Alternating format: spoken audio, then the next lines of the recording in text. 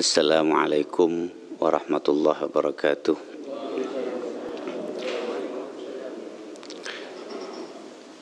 Innal hamdalillah al-qail wal 'asri innal insana lafi khusrin illa alladhina amanu wa 'amilus solihati wa tawassaw bil haqqi wa tawassaw bis sabr. Salatan wa salaman lil qail al-waqtu kas-sayf faman lam yaqta'hu qata'ak. Asyhadu an la ilaha illallah wahdahu la syarikalah wa asyhadu anna Muhammadan abduhu wa rasuluh. Allahumma shalli wa sallim ala sayyidina Muhammadin wa ala alihi wa ashabihi. Ma'asyiral hadirin rahimakumullah. Marilah kita panjatkan puji syukur kehadirat Allah Subhanahu wa taala yang telah banyak memberikan rezeki kepada kita. Salah satunya rezeki kesempatan. Rezeki itu tidak harus berupa uang. Kadang-kadang rezeki itu berupa kesempatan atau berupa keamanan, atau rezeki itu berupa sesuatu yang tidak dimiliki orang lain tapi kita mendapatkan. Ini patut kita syukuri. Kita berusaha semaksimal mungkin untuk senantiasa bersyukur, karena seringkali nikmat yang kita dapatkan itu tidak kita syukuri. Yang dikhawatirkan kalau kita tidak bersyukur, kita akan masuk dalam opsi kedua. Allah akan berfirman dalam Al-Quran, la in syakartum la azidannakum wa la in kafartum inna azabi lasadid. Jadi setelah kita mendapatkan nikmat, ini hanya ada dua opsi. Yang pertama bersyukur, atau yang kedua kufur. Ya, jadi kalau kita tidak sempat melaksanakan syukur, tidak sempat bersyukur kepada Allah, kita khawatir opsi kedua itu ada pada diri kita. Makanya marilah kita senantiasa memanjatkan puji syukur kepada Allah Subhanahu wa taala, karena begitu banyak nikmat yang kita dapatkan. Ma'asyiral hadirin rahimakumullah. Sesuai dengan apa yang tadi saya baca surat Al-Asr, marilah kita mengingat kembali apa yang sudah diperintahkan oleh Allah dalam surat Al-Asr ini. Allah bersumpah menggunakan hambanya. Kalau kita bersumpah, maka seharusnya sumpah kita menjadikan Allah sebagai media untuk bersumpah. Tapi karena Allah itu Maha Agung, kalau Allah bersumpah maka menggunakan makhluknya. Watin demi buah tin, wal asri demi masa, demi waktu. Ya, banyak sekali Allah itu bersumpah menggunakan ciptaannya. Dan masing-masing ciptaannya yang dijadikan sumpah itu pasti punya kelebihan. Salah satu diantaranya adalah waktu. Wal asri demi masa. Mengapa Allah bersumpah menggunakan waktu? Karena ternyata waktu itu sesuatu yang tidak terlihat, tapi efeknya jelas kita rasakan. Waktu itu adalah sesuatu yang harus kita lakukan, harus kita lalui, ya. Tapi perlu manajemen yang bagus. Allah bersumpah menggunakan kata waktu. Innal insana lafi khusrin, sesungguhnya manusia itu dalam kerugian.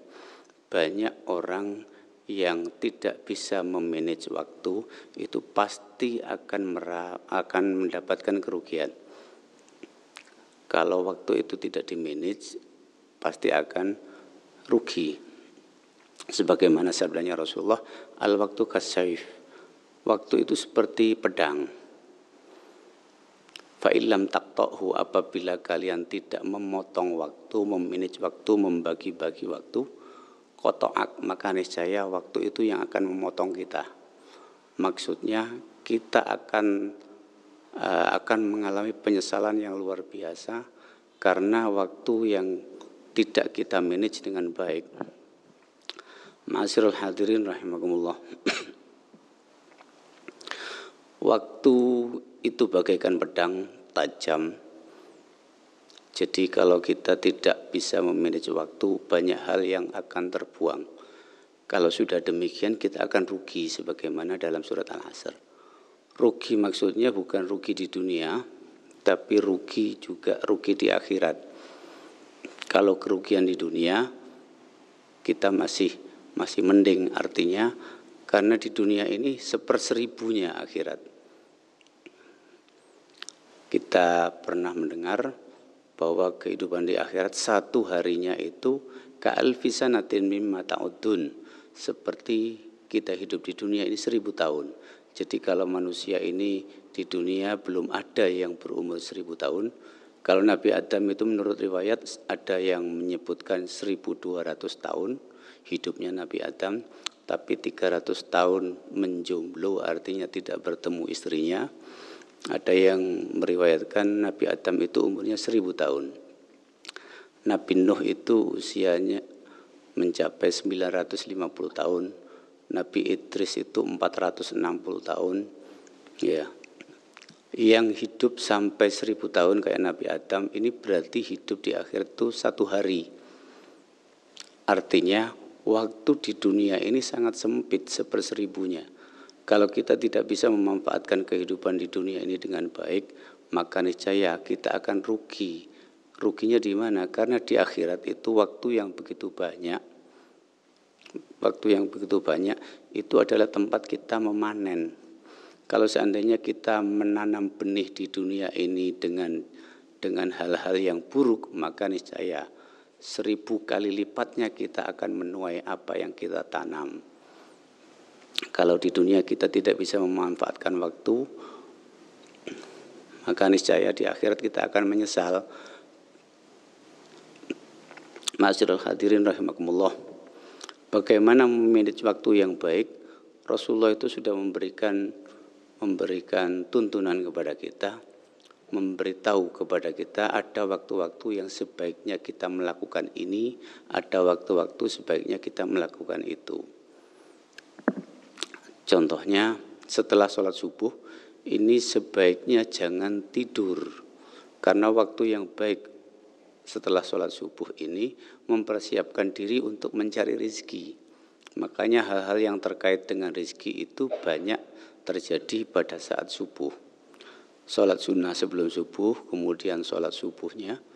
Sholat subuh itu kalau kita lakukan menurut penelitian itu akan membuat seseorang itu komunikasinya akan baik. Jadi kalau kita punya masalah komunikasi, artinya komunikasinya kita kurang baik, perbanyaklah sholat subuh berjamaah, jangan sholat sendiri. Karena itu akan memberikan efek yang besar bagi kita. Kalau kita sholat sendiri maka niscaya efeknya tidak akan berarti, tidak akan signifikan. Tapi kalau sholat subuh itu berjamaah, efek dari sholat subuh ini bisa kita rasakan begitu besar. Semakin banyak jamaahnya, semakin besar. Sebagaimana pernah saya sampaikan menurut bukunya Profesor Osli Rahman, guru besar IPB, dalam bukunya Sign of Sholat, beliau menyebutkan sebenarnya kita sholat itu sama dengan menyerap warna alam. Warna alam pada saat subuh ini akan membuat komunikasi kita itu lebih baik. Kemudian terkait juga dengan masalah rizki. Jadi rizki kita ini akan semakin melimpah kalau kita bisa melaksanakan sholat subuh berjamaah. Setelah sholat subuh sampai matahari terbit, itu sebaiknya jangan tidur. Waktu itu waktu yang baik untuk meminta kepada Allah, zikir kepada Allah. Kemudian kita diminta juga untuk memanage waktu antara waktu matahari terbit sampai matahari itu tergelincir. Pada saat matahari persis di atas kita, kadang-kadang matahari itu ada persis di atas kita sehingga tidak ada bayang-bayang di bawah kita. Itu terjadi pada saat matahari posisinya ada di selatan Khatulistiwa. Ya, pada saat itu matahari persis di atas kita. Kemudian kalau persis di atas kita kemudian ada bayang-bayangnya, berarti itu sudah masuk waktunya zuhur. Tapi kadang-kadang matahari itu ada di selatan kita, kadang-kadang matahari ada di utara kita, sehingga pada saat matahari itu tidak membentuk bayangan sejajar dengan tubuh kita, artinya membentuk sudut 90 derajat dari terbitnya matahari, pada saat itu zuhur akan menjelang. Tapi begitu membentuk bayangan, baik itu ke timur atau ke barat kita, itu berarti bukan waktunya zuhur. Begitu tergelincir ada bayangan di timur kita, itu berarti matahari ada di sebelah barat kita. Saat itulah waktunya zuhur. Antara matahari terbit dan matahari tergelincir waktunya zuhur, itu adalah waktu yang paling baik untuk sholat duha. Tapi sholat duha ini ada yang lebih baik dari antara waktu itu. Rasulullah memberikan saran kepada kita sepertiga yang terakhir. Jadi rata-rata untuk sholat wajib atau hal-hal yang bersifat wajib, Rasulullah itu menganjurkan untuk segera. Tapi untuk yang sunnah itu Rasulullah biasanya menganjurkan kita untuk mengakhirkan. Sholat malam itu kan sunnah. Rasulullah menganjurkan kepada kita sepertiga malam yang terakhir. Kemudian kalau sholat duha itu dianjurkan sepertiga yang terakhir juga. Ya. Kalau Rasulullah memberikan gambaran kapan kira-kira sholat duha yang paling baik, pada saat anak unta merasa kepanasan. Jadi kurang lebih antara jam 10 sampai zuhur itu waktu yang baik untuk sholat duha. Baik itu belum tentu yang lain tidak baik, tidak. Yang lain juga baik. Setelah sholat subuh, matahari terbit, kemudian sholat duha ini baik. Tapi lebih utama Rasulullah menyarankan kalau begitu anak unta sudah merasa kepanasan, berarti saat itulah waktu yang paling utama untuk melaksanakan sholat duha. Kemudian banyak waktu-waktu yang lain yang dianjurkan oleh Rasulullah. Rasulullah itu punya kebiasaan kalau menjelang zuhur beliau itu tidur. Jadi malam hari Rasulullah itu biasanya setelah sholat isya awal Rasulullah itu sudah tidur. Kemudian tengah malam Rasulullah sudah bangun. Sepertiga malam yang terakhir dihabiskan untuk komunikasi dengan Allah. Setelah sholat subuh Rasulullah itu senantiasa melaksanakan aktivitas. Beliau baru tidur menjelang zuhur. Ternyata tidur menjelang zuhur ini efeknya sangat besar, manfaatnya bagi kita. Ya.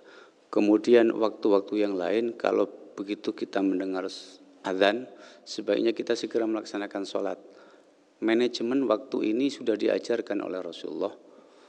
Sebelum para ahli manajemen itu menyebutkan tentang penggunaan waktu bagaimana sebaiknya, Rasulullah itu sudah mengajarkan kepada kita.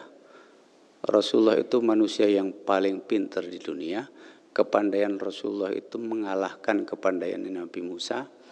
Nabi Musa itu kan pintar, saking pintarnya sampai ada muridnya yang tanya kepada Nabi Musa, apakah ada orang yang lebih pintar dari engkau? Dilukiskan dalam surat Al-Kahfi. Tapi karena Nabi Musa merasa tidak ada yang lebih pintar saat itu, Nabi Musa menjawab bahwa sampai detik ini Allah tidak memberitahu saya adakah orang yang lebih pintar. Akhirnya Nabi Musa diperintahkan untuk bertemu Nabi Khidir. Allah menyebutkan bahwa ada yang lebih pintar dari Nabi Musa, namanya Nabi Khidir. Ya, mungkin cerita ini bisa saya sampaikan pada waktu yang akan datang. Jadi kita diperintahkan untuk memanage waktu. Kalau kita tidak bisa memanage waktu, kita akan rugi. La fi khusrin, kita akan rugi. Tidak semua orang rugi, karena di situ ada istisna, pengecualian, illal ladzina amanu, kecuali mereka yang beriman. Apa artinya beriman? Mereka itu yakin kepada Allah bahwa hidup di dunia ini hanya sebentar.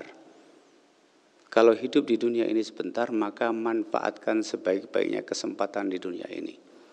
Walaupun hanya 1/1000 dari kehidupan kita di akhirat, manfaatkan sebaik-baiknya supaya kita nanti di akhirat tidak rugi, tidak menyesal.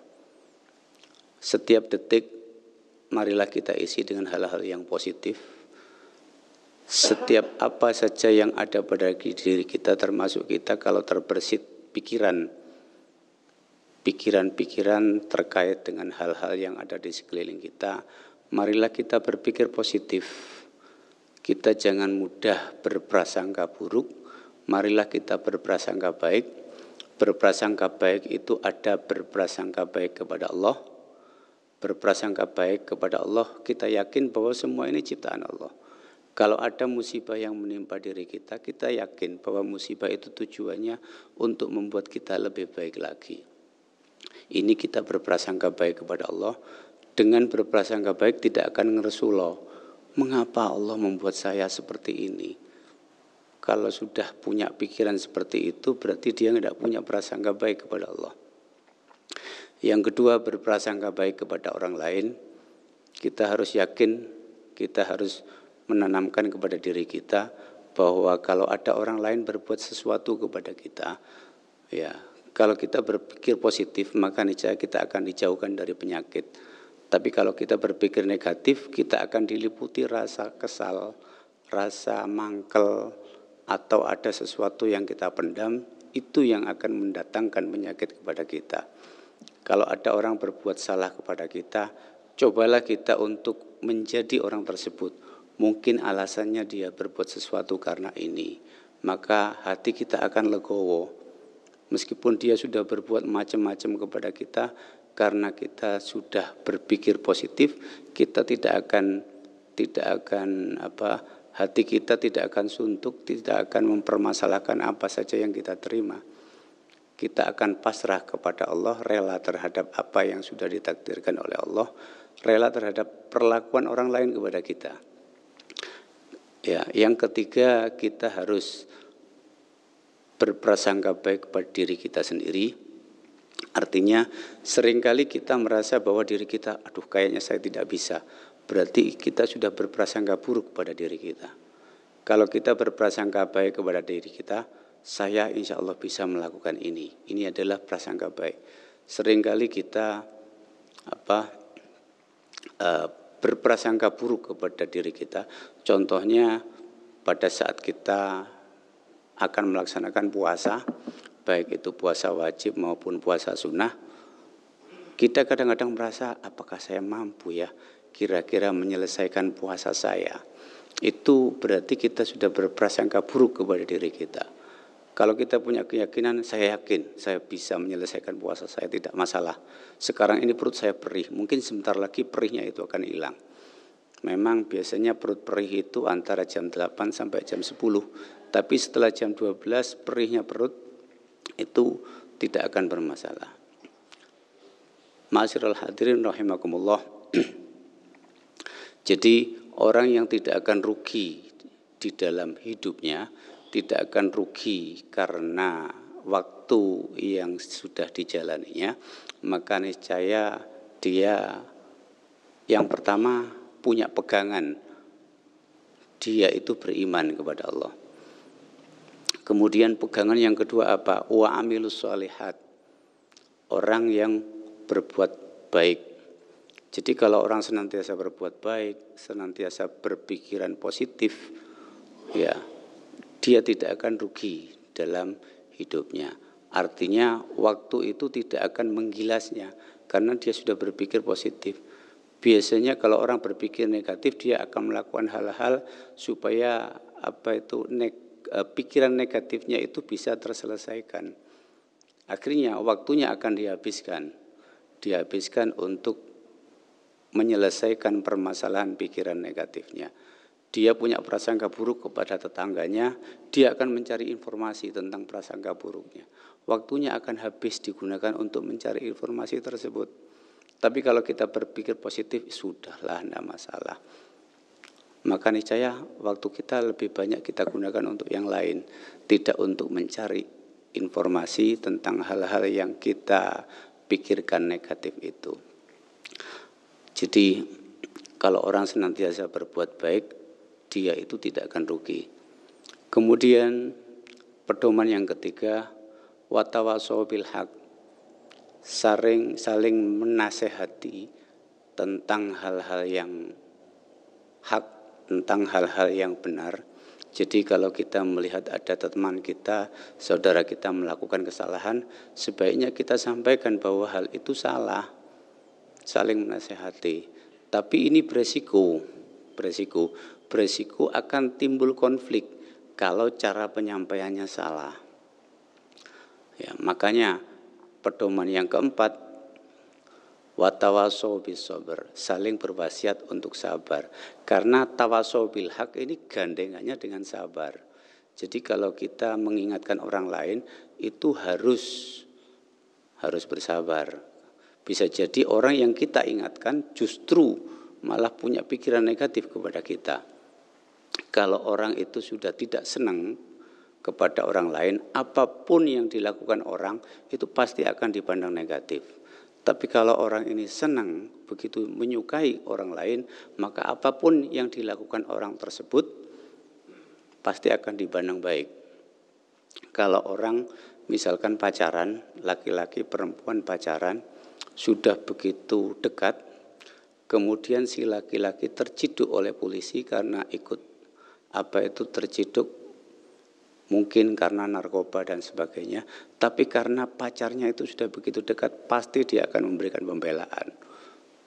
Pacar saya itu enggak ikut, pacar saya itu hanya dijebak, pacar saya hanya nongkrong-nongkrong saat itu.